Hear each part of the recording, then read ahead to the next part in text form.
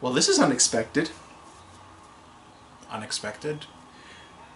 You saw my last video, right? Oh yeah, your update video. Yeah. Okay, so here's what happened. So I said that I wouldn't be doing any more videos until that one video that I'm releasing for my 5th anniversary on YouTube. And you see, I completely forgot that the new Equestria Girls movie was coming out this month. You completely forgot. Yes. Of course. So what happened was I just realized that the week before, after I made that video, I was just like, oh gosh, I forgot the 4th Equestria Girls movie's coming out. So, but wait a second. If there's nothing much to talk about, I mean, it is just the 4th movie. I mean, not many 4th movies I've really seen do much compared to the previous films. So I'm just going to be Max Fury Road. Okay, that is a completely different league. That movie came out years ahead, and it was awesome, okay? Huh? Wait, years ahead? Years, like, the first 3 Mad movies were released, like, years before this one. It's still a 4th movie, though. Alright, but like I said, completely different league, like I said. So, yeah, I found out, so I decided to just watch the movie. I'm just like, you know what, I'm just going to tweet about it after that and just give my small opinion on it. And then I saw the movie, and then I found out I have a lot to talk about this. So, yeah. Cool. So, yeah, knowing how we did the first 3 movies and full detailed review about it, might as well give Legend of Everfree the same treatment. The same treatment. But before we begin, let's talk about Hasbro's recent decisions that they happen to be making. Oh, you mean like how Legend of Everfree is a Netflix exclusive? Yes, because for one thing, I actually, obviously, when I saw the trailer the first time, I was just like, this is both a good idea and this is both a bad idea. Because in good ways, it's going to be easier for people. There's no going to be any time limit. You don't have to like, oh gosh, I better record this before, like, you know, I see it. There's no limited release in theaters, so you don't have to pay money for it. And you won't have to just go into your next theater to see if you can watch the movie. You can just literally stream it at home. And you can watch it anytime. It's going to be there for a while. But then, of course, there's the bad stuff. So I made an opinion about this in Twitter, and it's kind of the same thing. Literally, Hasbro is forcing people to make a Netflix account. I mean, okay, obviously the Brony fandom probably has can obviously, mostly stream episodes of the show on the internet or even sometimes on TV. But then, but you do realize that there are still children watching this, right? So what is going to happen if children are just going to beg their parents to just get a Netflix account and watch one movie? You do realize that that's going to happen only for some parents, not all of them. So in the way, like I said, either good or bad, this is not good. And like I said, even for people who have Netflix or people who don't, you're still forcing them to pay money to watch one thing. I mean, sure, Netflix has a whole selection of films, but that depends on the package you have. I mean, you can get films like, on DVD and send them, or Blu-ray and send them to you, or you can just stream them. That was my phone right there. But, like I said, this is both good and bad. And in my perspective, I find it a good thing because I have Netflix, so I managed to watch the movie. Though, of course, somehow I still had to deal with the time limit because this movie came out the same day that the new episode came out. So what I did, I pretty much just tried to get up early, showered, and then just ate my breakfast, and then instantly just watched the movie before the new episode appeared on TV. That was pretty much my schedule. And how did you deal with it? I saw the new episode, and then I saw the movie. Yep. So either way, I just wanted to see the movie early first to see, so, because a lot of people would think to see the movie early first. Yes, let's get into Equestria Girls 4, The Legend of Everfree. Would you like to start off with the story? Well, the Humane 7, I guess that's what they're referred to, they go camping. In high school. Yeah, something wrong with that. That's the weird part. I mean, doesn't high schoolers usually just don't camp at all? Don't they? Don't people stop camping after age 13? I haven't heard of that or Who seen. told you that? Oh, it's not that I've heard. It's not that. It's just because I distinctly remember hearing that after you turn 13, you can't really go camping anymore. And besides, why would you want to go camping? Actually, who camps anymore? That's another thing. Now with Pokemon Go, we don't have to camp anymore. I don't need Pokemon Go to go out. That's what most people are doing nowadays. But wait, I thought... Didn't people stop talking about that thing a while back? That's after Amino released, my friend. Okay. Yeah. Yeah, so, but people are still doing it, but that's pretty much how it is. So I don't know. The idea that they're going camping kind of seemed weird to me, but I guess it's relevant to the story. And now we're even more confused because supposedly they say they're in their senior year and they're still in school. I don't know. I say just go with it. Yeah, I'm guessing their timeline is so slow that somehow these events are going by in under a week. I'm just going to say that. Each of these events go by after only 1 week. So yeah, so continue on with the story. Right. So, slowly, each of the girls begin to develop their own powers. Even though the purpose of this camping trip was to get away from all that magic that goes on in school, but can't escape it. Yeah, so yeah, but before that, we get an opening which is probably the weird one for Twilight to be in her... We somehow open with Twilight in her bed, and she somehow has this nightmare about... Midnight Sparkle. Midnight Sparkle. I keep calling her... I think I better call her Dark Twilight just to be more easier, but I guess, yeah, Midnight Sparkle. And she has this nightmare that her friends are being transformed into some kind of video game because they're all being pixelated. Given how digital, the world was starting to transform, it kind of reminded me of the Legend of Zelda game, Twilight Princess. You know how all those Twilight creatures have this like square look to them. That's what it instantly reminded me of. I kind of had a look at the Matrix kind of a feel in that way too, and also Twilight Princess, Twilight Sparkle. She's a princess. She's named Twilight. I wasn't going for that. Oh right. So yeah, she hasn't nightmare, but then oh wait, no, it was just a dream. Then she wakes up in a bus. And this is where the movie follows a bunch of camp cliches. I've seen a bunch of camp movies for being, a film buff myself, and yes, they do. What kind of camp movies? There's, of course, a big example, the Friday the 13th movies. And and then there's also Daddy Day Camp, for one thing, and Daddy Day Camp, and I can't remember, what was that other one? It was a National Lampoon movie. I can't distinctly... Oh yeah, National Lampoon Vacation in a way was a camping movie, but isn't that more of a road trip movie? In a way, yeah, but there's some kind of camp elements in it. What I mean. Okay. There's also some recent... I mean, there's the camp kind of, ideas still being used today. There's even Scooby-Doo had this one little one called Camp Scare, and they even follow the camp cliches too. So yeah, the camp cliches are usually a character going through a traumatic event from before a previous movie, or it would be the beginning.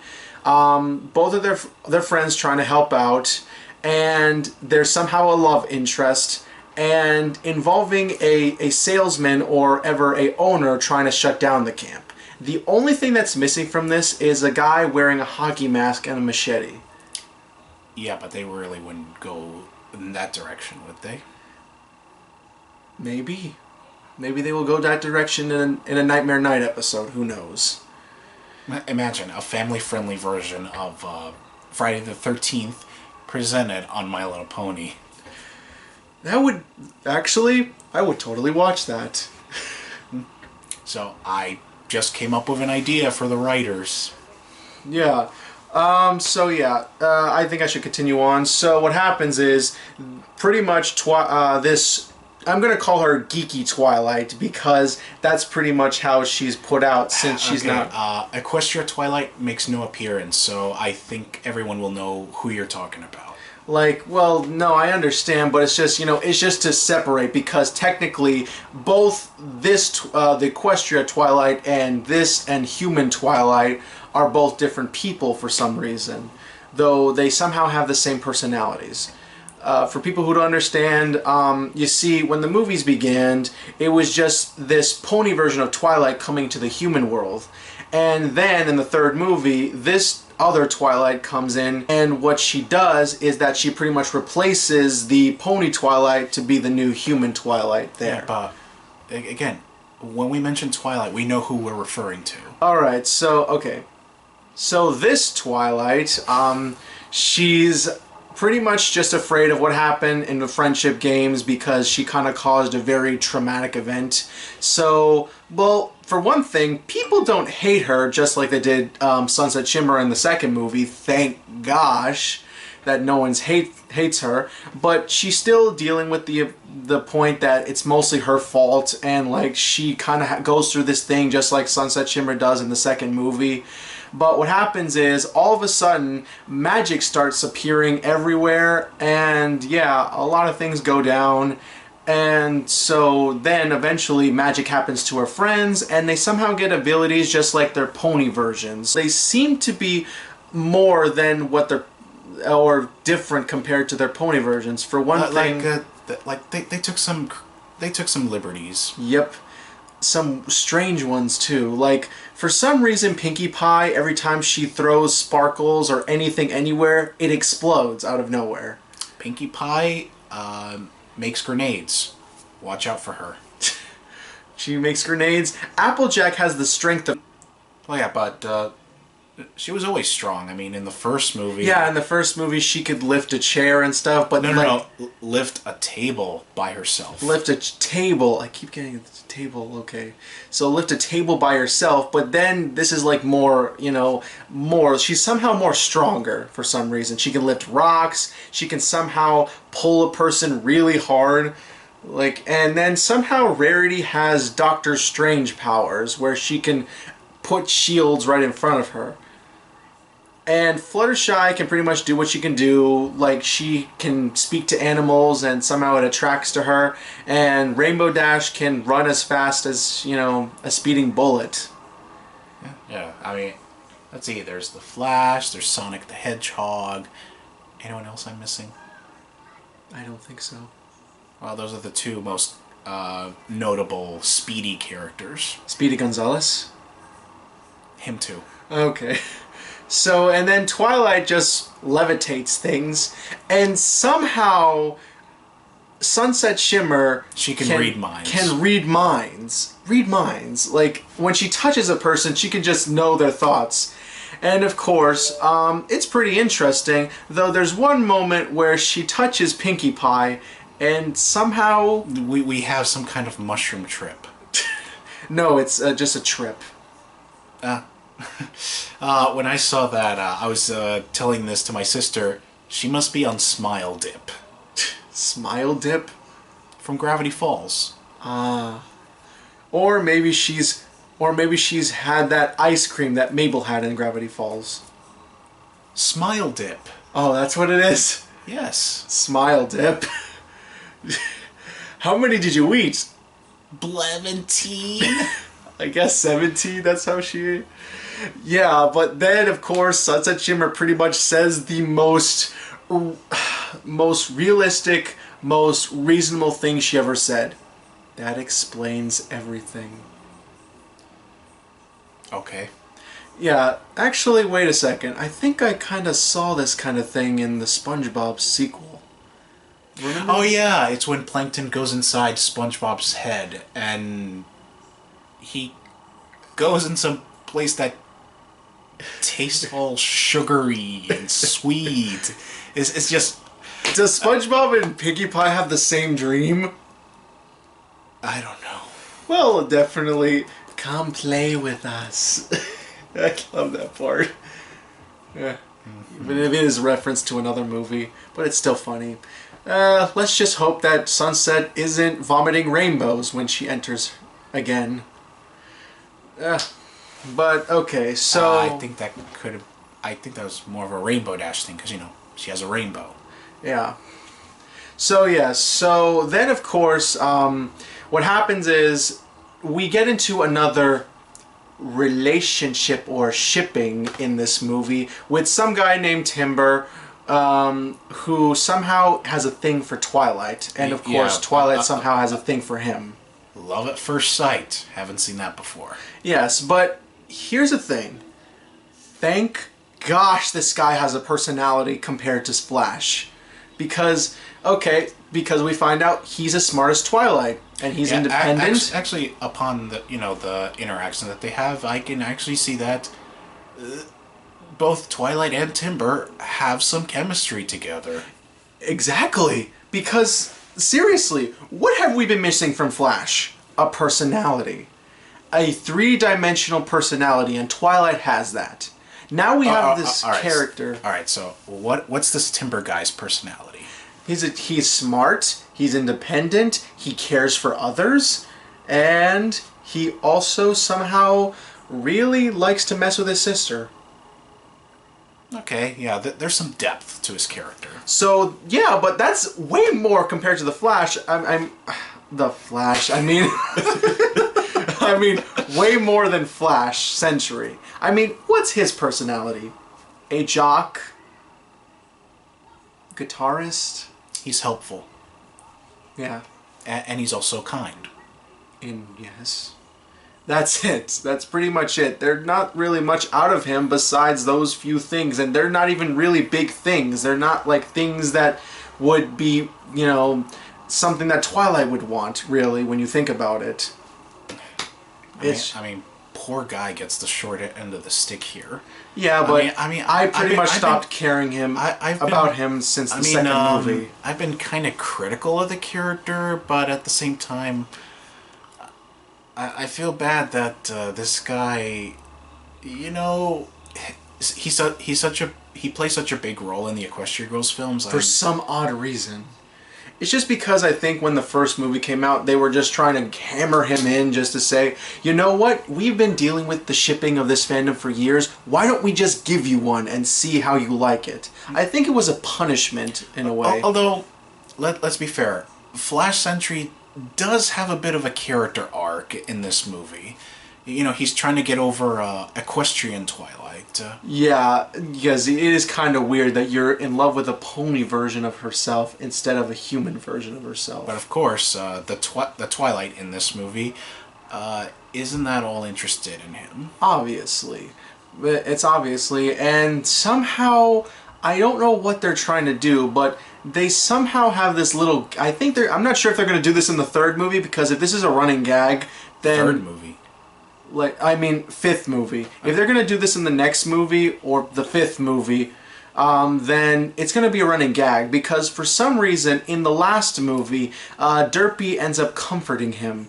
And then in this movie, she does the same thing. Which makes it both funny and heartwarming.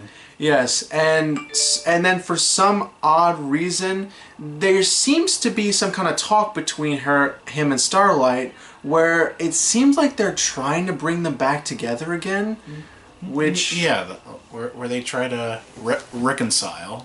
I don't know, because to be fair, would I really want to go back to a person that almost killed me? Yeah, but Sunset's changed over these past few films. Oh, she has. Though, like I said, in my perspective, I stopped caring about Flash since what happened in the second movie because, I don't know, I just can't get over it. Wait, what did he do in the second movie? He insulted Twilight in such the most heartless way possible. You do realize he was under the influence of the sirens? Influence of the sirens... Whatever, it's a cliche, and it'll always be one that is just an excuse just to make him a worse character.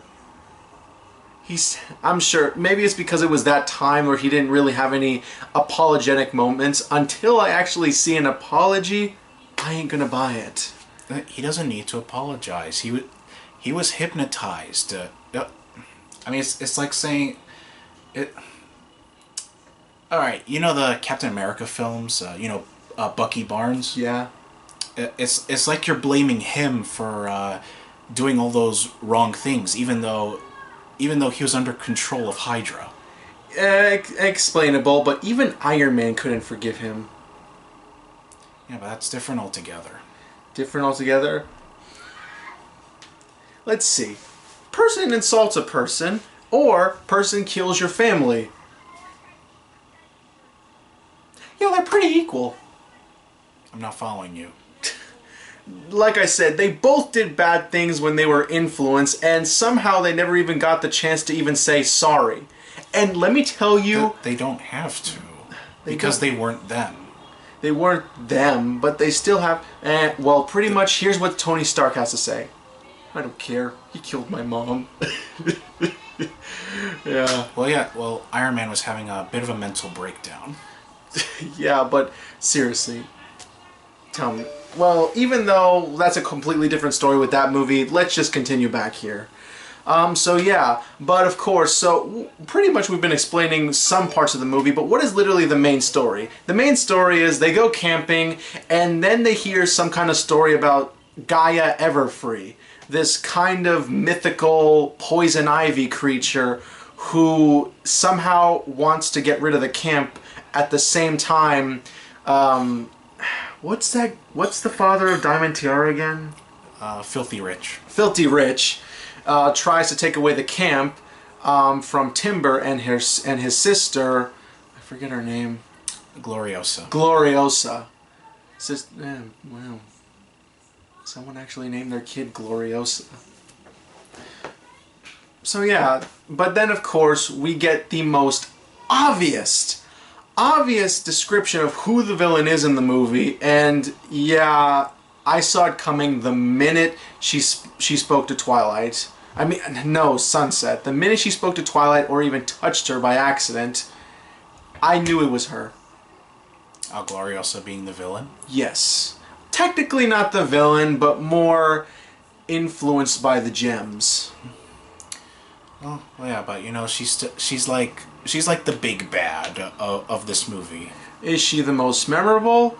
Kind of, I guess. I mean, but she's not one of those villains who wants to take over the world. At least, yeah. But like, for one thing, she doesn't really do anything, you know, extreme to the performance. I mean, what did Sunset have to go through? She pretty much just, you know, was a bully. That's pretty much her, you know, how it is. But at least she did things in the movie where it made her feel like, oh gosh, she's terrible.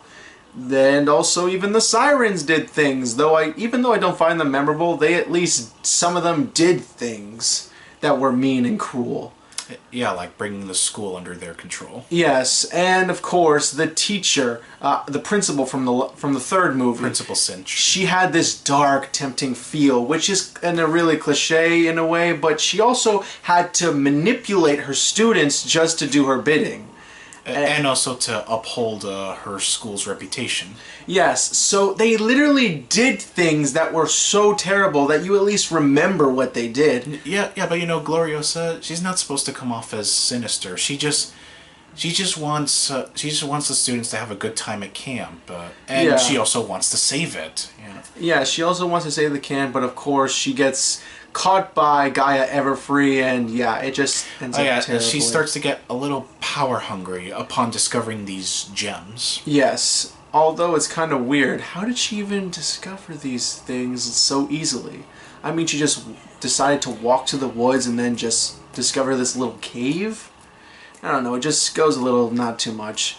So, yeah, so pretty much that's pretty much the basics. I will be the first to say, since the movie's still kind of new, I will not explain the ending at all. But like I said, I can say it's definitely an ending. Still, I can just have to say, okay, I think this is the part of the video where we're just going to bring spoiler territory. If you don't want to know what happens in the ending of the movie, stop the video right now. Watch the film. And watch the film, and then come back to pretty much know our thoughts. Alright, so let's get to the ending. So, we find out that Gloriosa is the villain. She becomes Gaia Everfree. She attacks everyone, and of course has a nice song number. And then we find out that both Celestia and Luna are still as pointless as ever in these movies, to be fair. Why do you say that?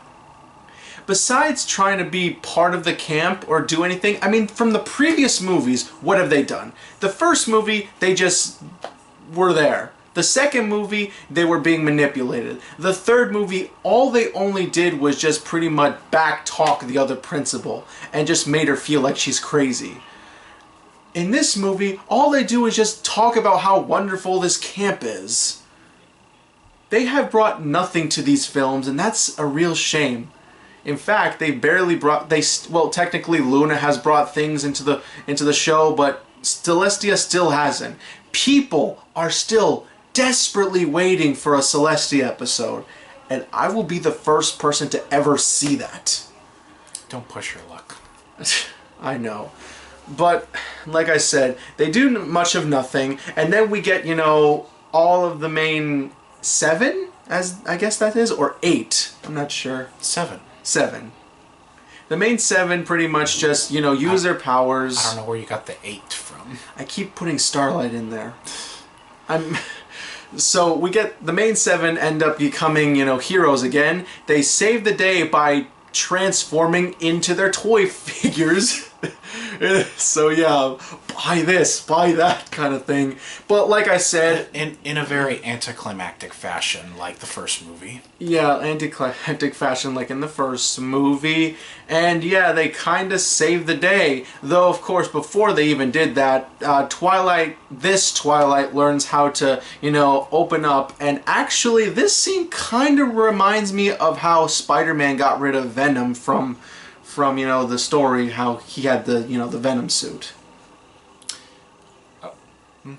Yeah, Spider-Man got rid of the Venom suit with a dream. Loud noises. Yeah, but then in a way he kind of had that dream sequence where he tried to get, like in the Spectacular Spider-Man, in that dream sequence, he got all his friends and family to tell him that he can just not be influenced by the suit. Oh yeah, Yeah, so this and then of course, you know, a little before that, she has doubts on trying to lift those 2 boulders that are blocking her and Sunset's way. I decided to quote Yoda saying, "Size matters not." Yep. Oh, yeah. I mean, Yoda needs to teach her how to use the Force. Yes, of course. Wait, technically, isn't magic different than the Force? The Force is like this, the life force of the universe. Its energy surrounds us, binds us, penetrates us. It's no different than magic. The only thing I kind of found, you know, I was a little bit disappointed about, because we kind of see that when she's trying to lift the rock, you can see that there's like a little white dot in her forehead, kind of resembling, it pretty much tells you that it's kind of the way how Twilight uses her horn as a pony. Yeah. But I was kind of thinking that maybe her horn would be her finger, kind of like the way of Yu Yu Hakusho, where he uses his blast to, like, you know, to shoot things. I was thinking that they were going to go that way, and that would have actually been kind of cool. Yeah.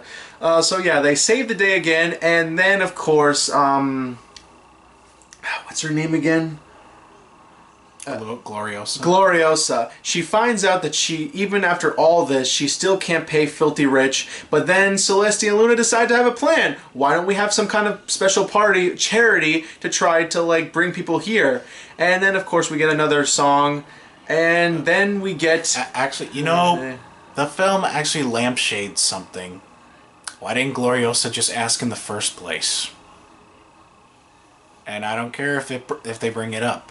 This could have easily been avoided if she just asked for help. What? It ruined the plot? I know. There would have been a movie. I know. I had to bring it up. Yeah, but it's kind of true in a way. Though you could say that she didn't have the time or couldn't think about it because she was still influenced by Gaia Everfree from those gems. So, No, from what the flashbacks suggest, she happened to find the gems just before the students arrived. really? Yeah. I don't think that was. No, I think she had the gems way before. It was after Filthy Rich threatened to close down the camp. Oh, strange. I wasn't thinking. I thought she got the gems way before they ever came to the camp.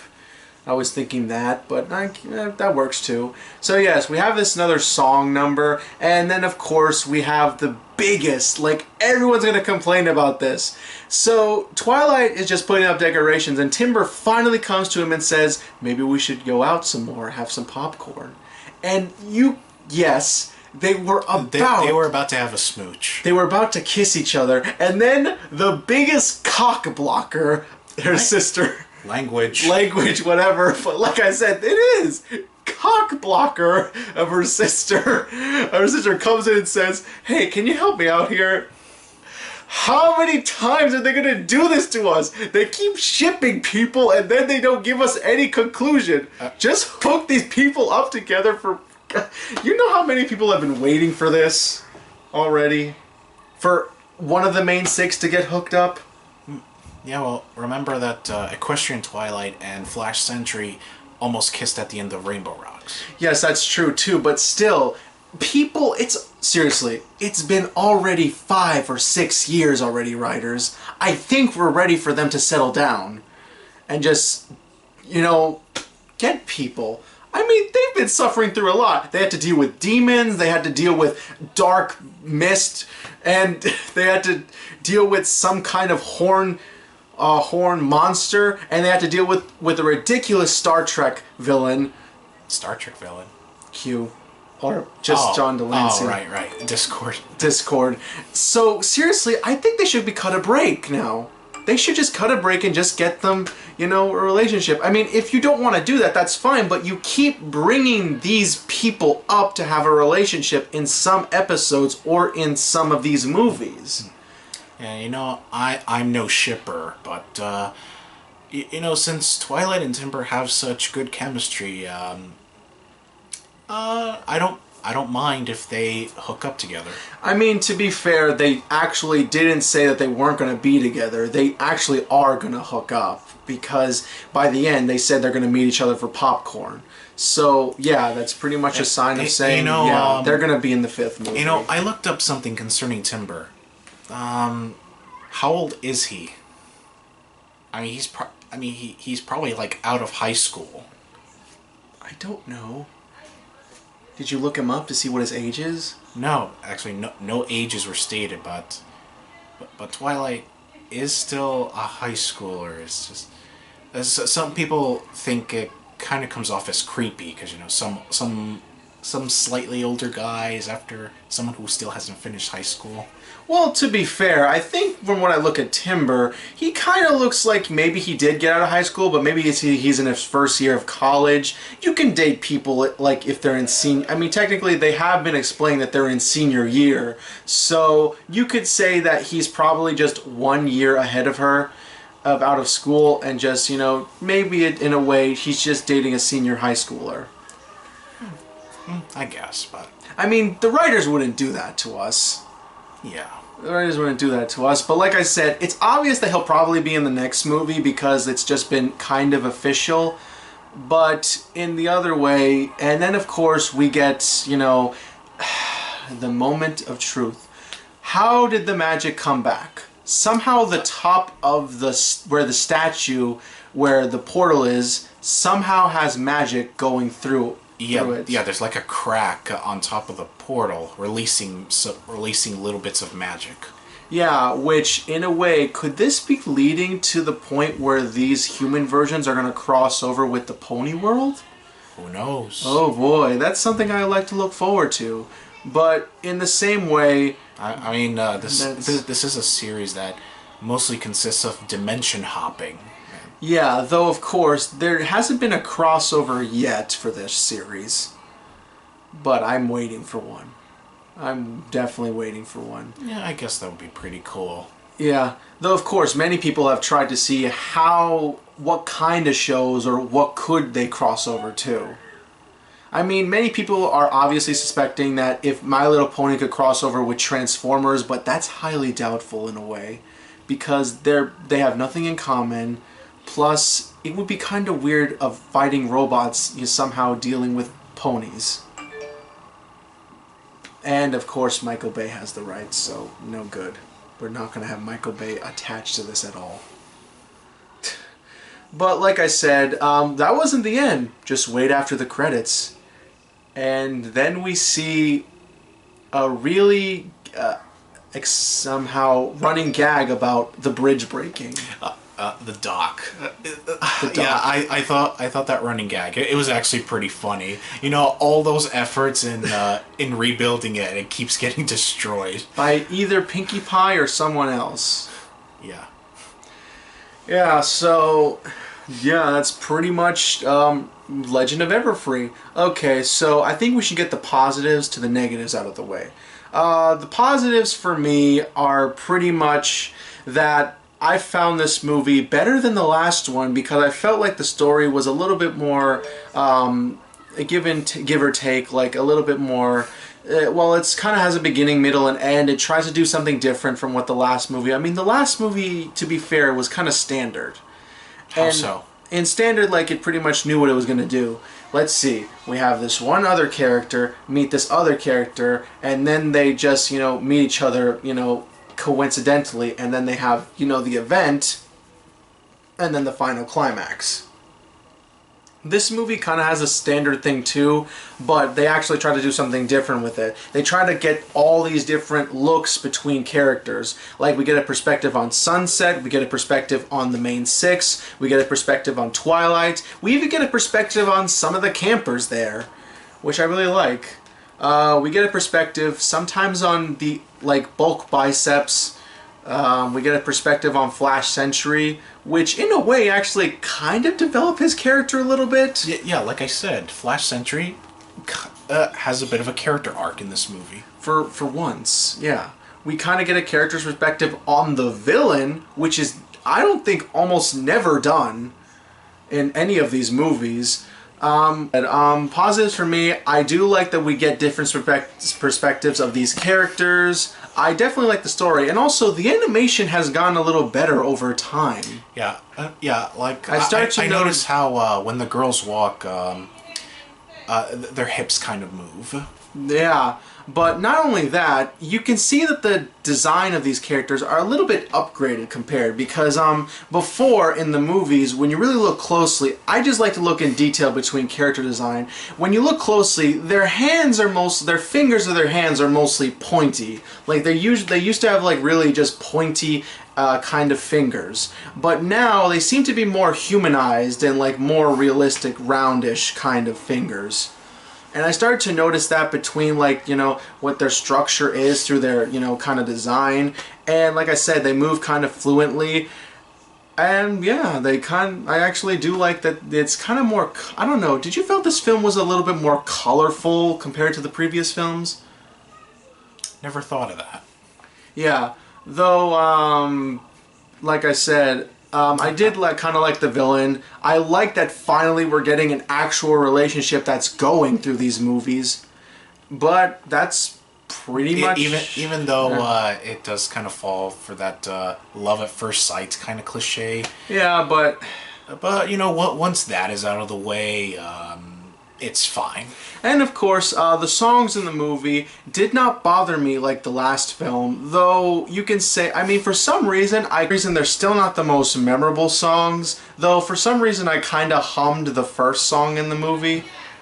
Yeah, I don't find myself remembering these songs all that much. Maybe because, the older stuff becomes more memorable than the newer stuff, because we spent so much time on the older stuff while we're waiting for the newer ones. You could say, wait, so you've been watching reruns of the show while you were waiting for the new stuff? Like, when I think of songs from My Little Pony: Friendship is Magic, I mostly think of songs from the first 2 seasons. I mean, to be fair, I never And, really liked the songs in the first place. And for the Equestria Girls, I mostly find myself singing songs from the first 2 films. Especially Rainbow Rocks. That one has like the best soundtrack. Yeah, it does, but like I said, not too much for me. Just like I said, I don't know. Maybe they just need to grow on me more. Maybe it's just because over time, when you rewatch a lot of things, I mean, that's actually what a lot of people have been doing. They've been mostly rewatching older stuff and waiting for the new stuff. And when the new stuff comes and kicks in, you kind of have that kind of lack of interest in a way. I think that's how I've been feeling about the latest season of MLP. Oh, but I don't want to go in that direction because I want to continue liking it. I mean, I still like the show. A part of me is mostly saying it mostly happens to certain shows. You somehow have a lack of interest when they go on too long. I mean, to be fair, that kind of happens with sometimes people say that no one can look at the first season of Avatar the same again, like, you know, as they did before, because the first season of Avatar, besides one episode, has been mostly lacking compared to the later seasons. The same thing can be said about Legend of Korra in my perspective. I've been recently trying to watch them, and so far, the first season of Legend of Korra was a good start, but it doesn't look like something I'm going to be remembering for a long time. Maybe the last 2 seasons might? Maybe the last 2 seasons, maybe. Because those are often the best regarded in that show. Yeah, though also other shows like Gravity Falls, that doesn't count since it only has 2 seasons, and I can't think of one moment where I forgot an episode of Gravity Falls. I've remembered all of them.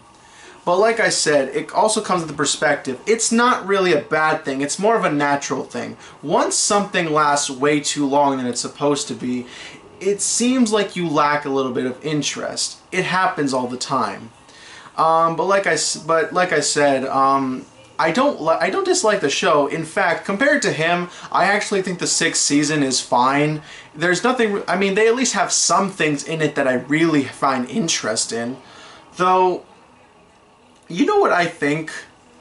I know this is going to sound completely strange, but I think the reason is because haven't you noticed that the previous seasons have had references to either movies or TV shows, and there's been a lot of them? It's always had. It's always had. But haven't you noticed that these recent seasons hasn't been trying to do that and trying to keep things fresh? Maybe because they don't want to shove these movie references down our throats? You could say that in the same... Actually, you could say that in the same way, because I think that was one of the biggest things about Friendship is Magic. The reason why it was so great is because they put out something different for us, but at the same time, they tried to exploit something that you love, and you recognize that you love into us, but they've mostly been subtle. But I've started to realize that season 4 was very, like, you can obviously see, was very obvious and, yeah, kind of almost very distracting in a way.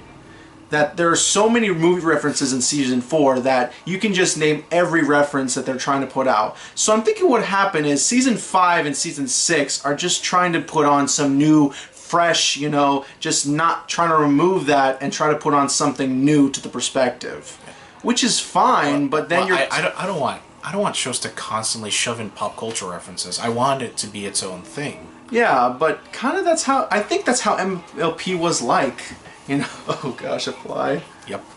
But I think that's how MLP was like that. That's how it got us hooked in. I mean, even the first episode was literally ripped off from the movies The Sleeping Beauty, Disney's Sleeping Beauty, where Nightmare Moon's on top and she disappears in some kind of dark circle. That happened in the movie Sleeping Beauty. So... We're going a little off topic, since we were talking about Equestria Girls. Oh, yeah, yeah, we're kind of going off topic here, but like I said, I still love the show. It's just, it's kind of... I still love MLP. I'll continue watching the show. It's just a lack of little interest. I still find myself enjoying the Equestria Girls movies. So yeah, like I said, so of course, let's get to the negative perspective of the movies. I didn't find the villain that great, or even if she was supposed to be great or anything. Sometimes I have issues with some of the personalities with these characters, because sometimes they're kind of different compared to the pony versions. Like, for some reason, Applejack wanted to actually have a dress that Rarity made. That kind of felt a little out of character for her. You know, she wasn't really into the whole dress thing, although she decided to go for it. Anyway. Yeah, she wasn't into it, but then she somehow got into it by just wearing it. It's called Hidden Depths. Hidden Depths, and also I felt that Fluttershy kind of is trying to take Pinkie Pie's job in the way of, I mean, that one moment where she says, "Why do bad things always happen to us?" Oh, really? You've just noticed that now. After 3 movies, you just noticed that. And that's kind of the weird thing. And of course, Pinkie Pie seems to be more, I don't know, more nutsy than she is in the pony world compared to this version. And Sunset Shimmer, in a way, you kind of feel like she's the leader of the entire... I kind of feel like, while I like her as a leader of a group, it kind of feels weird that in one show, in a show, we have Twilight as the leader, but then in this one, we have Sunset as the leader. Well, remember, this Twilight is a little new to the whole magic thing. We don't even really see these characters go camping. All they do is construct and just solve problems. And bake. And do little activities once in a while. And almost getting... Oh yeah, that's another thing I hate. It seems like in every single one of the movies, one person's almost getting killed out of these films. Okay, the first film, Twilight keeps tripping on everything. Well, yeah, because she's new to the whole walking on 2 legs thing. Yeah, and then on the second film, we see that when everyone's trying to go on a ruck on, being, manipulated by the sirens, mind control, we see them almost literally carrying Rarity out with hooks, literally trying to move her around, almost making her fall off stage. And then the third movie, we literally see people almost falling under the earth crack. The earth crack, literally earthquakes and everything. And in fourth movie, they almost get killed by walls, boats, and trees. None of these characters have brakes. They get killed by everything, the littlest things. Nobody got killed. No, but they almost get killed. Okay, I think the phrase you're looking for is that they run into a lot of danger. They kind of run into a lot of danger, which is natural in a way when you think about it, but why does it have to happen to these people? Like, all of a sudden, just because these characters are in the situation, something bad has to happen to them. Simple. They're in the presence of the Humane Seven. The best thing they can do is just stay away from them. Yeah, just stay away from them, and you won't get hurt. Yeah. Oh my gosh. It's just, these characters either get... In fact, they need to be put in check. I'm not... Celestia and Luna are trying. There should be a bunch of guards telling them, "Excuse me, please, I don't want you to throw people out of their seats." I mean, there should be like some kind of regulation that limits their use of magic. But of course, there'd be some kind of civil war or something. Oh gosh, that would be awesome. No, you didn't bring your positives and negatives of the film. No, I agree with your positives. Okay, so anything with positives, like things you liked? No, I think you've said everything that I would agree with. And your negatives too?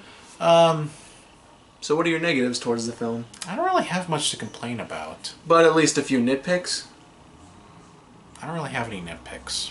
Nothing little, like one thing? I mean, it's a competent enough installment of the series. And somehow, rarely, is better than the last movie. I'm starting to realize a pattern that these movies get progressively better. Though that's not really too much saying. For some reason, people keep saying that the second movie's still the best. which I'm so confused about in my perspective, but it's other people's opinion, whatever. So, yeah, that's pretty much our thoughts on The Legend of Everfree. Yeah. And knowing that... Thumbs up. Thumbs up, obviously. Can't wait. Can't wait for, you know, for the last 4 episodes to appear. And of course, next year is coming, and that's where we're finally officially getting the My Little Pony movie. Wonder how that's gonna turn out. Well, let's just hope it's not PG. That's a different topic altogether. Well, like I said, a lot of kids' movies are somehow PG. Family movies. Family movies, kids' movies, they're tomato-tomato kind of situation. Yeah, but kids' movies means it's exclusively for children. So, if it offers stuff for adults... Well, that's G movies, my friend. Then shouldn't it be called a family movie? I mean, I really hate the term kids' movie, because it's discriminatory. Yeah, pretty much. Pretty much. I mean, yeah, I can understand him. You like to call them family movies. I like to call them family movies too, but at the same time, you can't really help the point that also kids are watching the movie, and most kids watch those movies. Right. Anyway, so, anything else? Oh, great. So, so like I said, my last anniversary video is coming up. I'm still trying to finish the script. So yeah. That's our thoughts on Legend of Everfree. Take care. Take care.